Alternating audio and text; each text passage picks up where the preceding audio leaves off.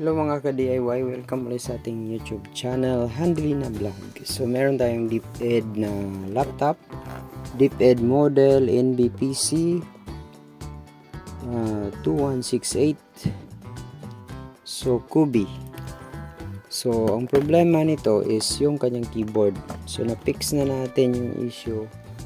Hindi natin nakuna ng document or hindi tayo nag-video kasi usual na nangyari nito is hindi siya tutuloy sa Windows.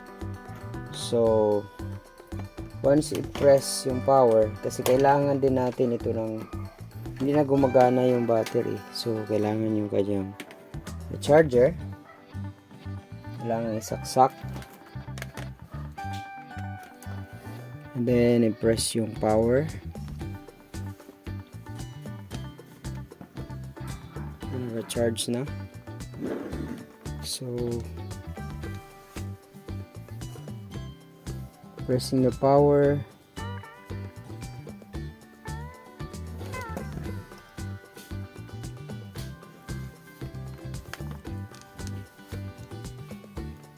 ayaw na mag power on,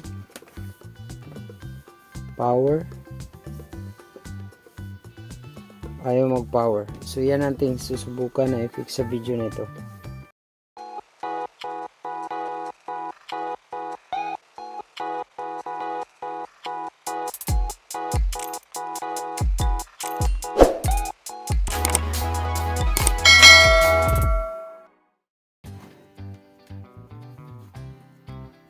So unang-una is of course kailangan nating i-fix yung issue na ayaw mag-power. Long press the power button muna. And then ibalik yung charger. Yan, charge. Expected na mag-power. Sana. Dahil naka-charger na yan. Pero ayaw mag-charge. So ano ang gagawin natin? So of course, check muna natin. Unplug.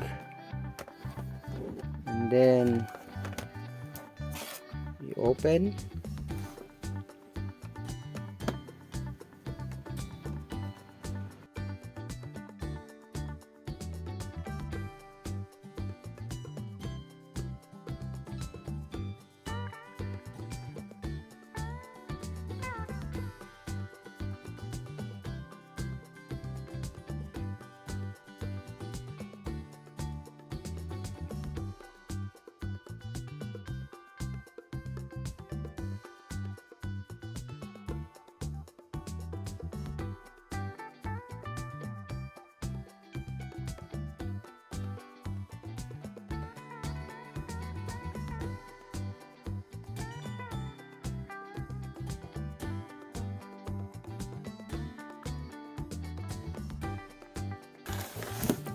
So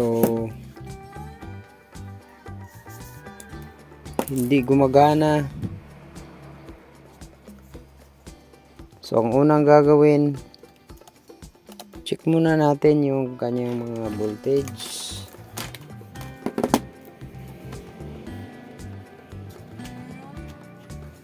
Plug in yung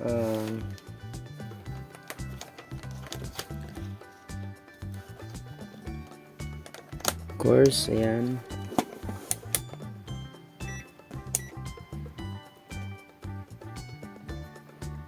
And then check natin dito muna yung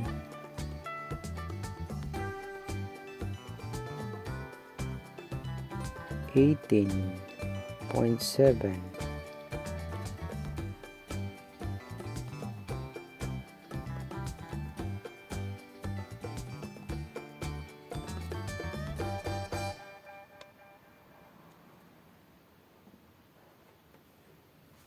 $18.7,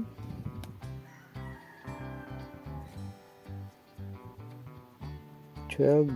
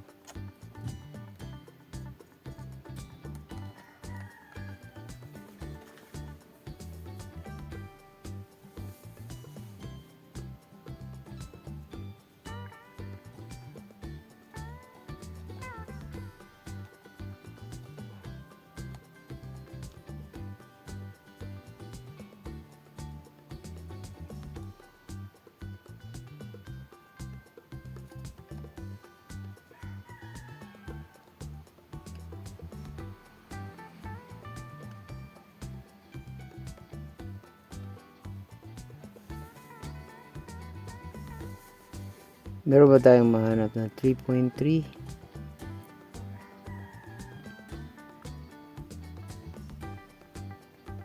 Ayan, meron 3.3. Then,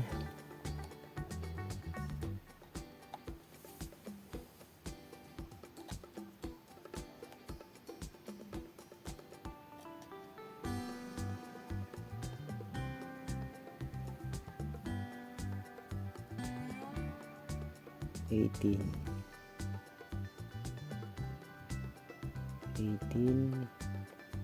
merong 12.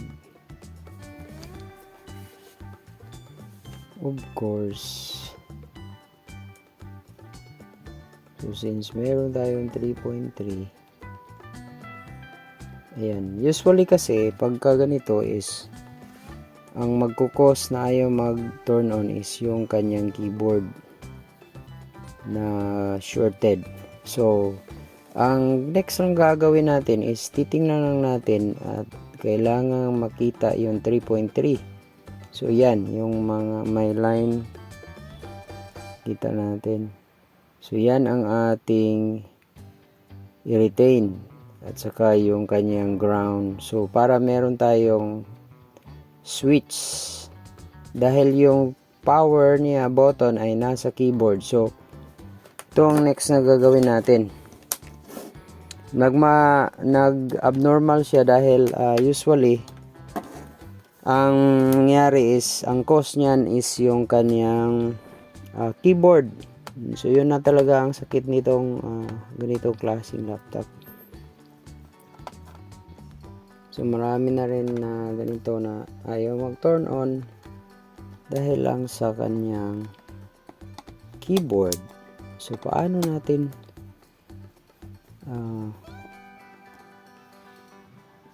mapa-turn on?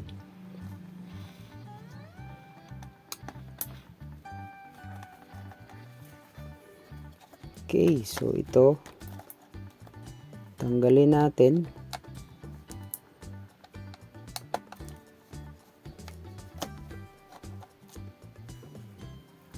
So battery parts, tanggal muna tayo sa battery para meron tayong access sa keyboard. Ayan, so ito yung keyboard. Meron lang parang foam protection. Remove lang yan. Ganyan. Then nakadikit yan. So hindi na kailangan lahat ay i-remove. Ito lang part na ito. Para meron tayong access. Ito yung ating i-disable para mag-turn on. So gamit ang ito. Meron tayong plastic tape. At kailangan natin ng maliit na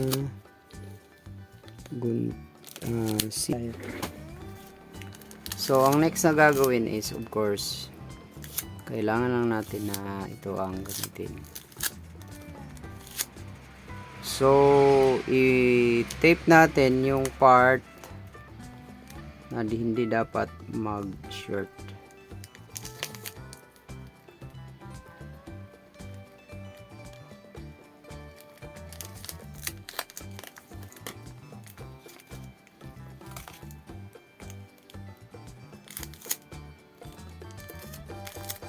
Yung gusto nating takpan is yung mga ibang parts maliban sa 3 volts 3.3. So ganyan. So may naiwan na dalawang line. Teka, ayusin natin yung sa 3.3.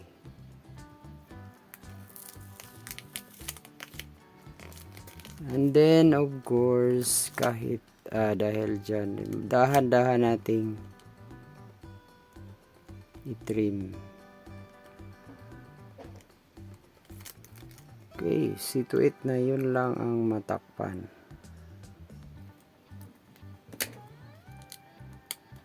Okay, pagkatapos ibalik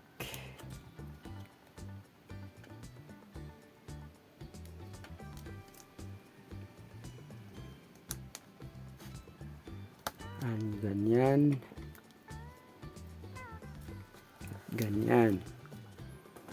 and yung ating battery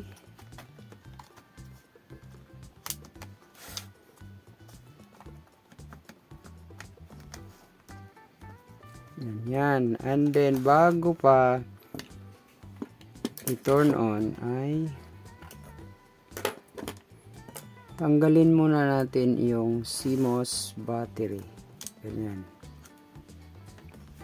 Dahil hindi siya naggana. So, BIOS reset natin. Press natin yung power. Hindi pa na-install yung battery. Okay, so i-check muna natin. Yung battery hindi pa na isaksak. Saksak muna natin.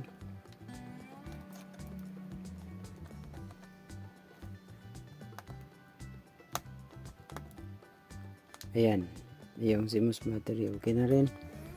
So subukan natin na i-power on. So take note na nilagyan lang natin ng plastic tape. Ayan, nag-light yung power. Ayan, okay, so nag-turn on. So tama tayo sa ating hypothesis na ang problema is ang cause na hindi ayaw mag-turn on is yung kanyang keyboard. So na-fix natin ang issue sa DeepEd Kobe laptop, DeepEd Kobe NBPC 2168. Success ang ating ginawa. Gustuhan mo ba ang video ito? I-click ang subscribe button, i-like and share din sa iba. At i-click ang notification bell para laging updated sa mga videos dito lang sa ating YouTube channel, Handelina Vlog. Maraming salamat sa panunood. Hanggang sa muli!